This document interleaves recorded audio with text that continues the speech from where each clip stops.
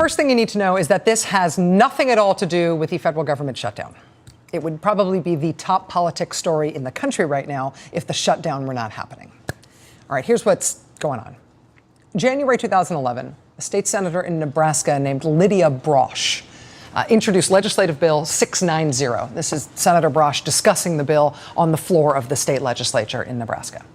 LB 690 was an anti-abortion bill. Specifically, it was what the anti-abortion side calls a parental consent bill. It said that if somebody under the age of 18 in Nebraska wanted to have an abortion, she would have to get written permission from a parent or guardian, or she couldn't have it. Previously, you had to notify your parent or guardian, but you didn't need their written permission. But Senator Brosh's bill would change that. It said that blocking a young woman from getting an abortion unless she could get written consent, quote, is the best option for young women's safety, well-being, and peace of mind. Young women's safety, well-being, and peace of mind. That was the idea. Senator Lydia Brosh's bill said that you cannot get an abortion without written consent from your parents. And it soared through the Republican-dominated Nebraska state legislature. She introduced it in January 2011. By May, it had passed 41-6. And that very same day, Nebraska's Republican governor signed it into law.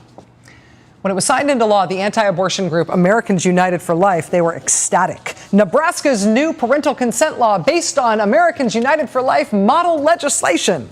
They're very, very psyched to get this bill passed in Nebraska. And, of course, they're very psyched to try to get bills like this passed all over the country. Well, this past weekend, about 2 years after that bill became law, the Nebraska State Supreme Court issued their very first verdict in a case under this new anti-abortion parental consent law. This is the headline from the Omaha World-Herald. Nebraska Supreme Court rejects foster child's abortion request.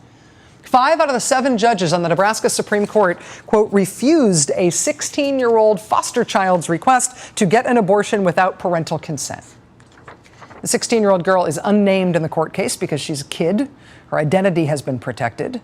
But as a kid living in Nebraska, she has not been protected. She cannot get parental consent for her abortion because her parents no longer have the right to be considered her parents. A Nebraska court dissolved their parental rights because they physically abused and neglected their daughter. And it was during the hearing where this 16-year-old girl's parents were getting their parental rights stripped by the state because they abused her.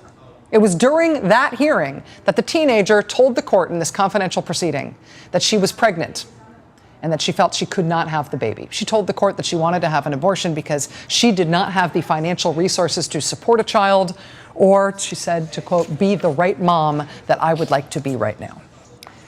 The district court judge hearing her plea looked this young woman up and down and asked her whether she knew that, quote, when you have the abortion, it is going to kill the child inside you.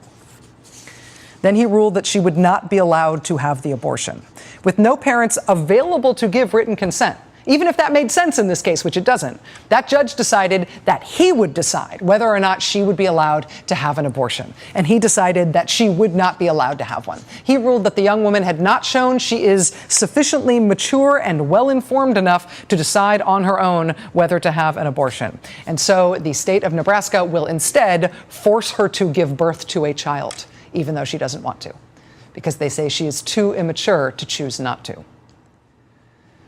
That was the district court ruling in her case. Now, the Nebraska State Supreme Court has upheld that judge's ruling, thus forcing this 16-year-old girl to give birth by order of these state judges, even though she does not want to give birth.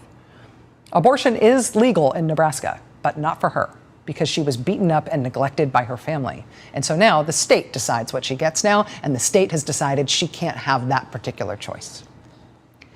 We spoke to the attorney who is representing this young woman at the center of this story today. Her attorney is named Catherine Mahern.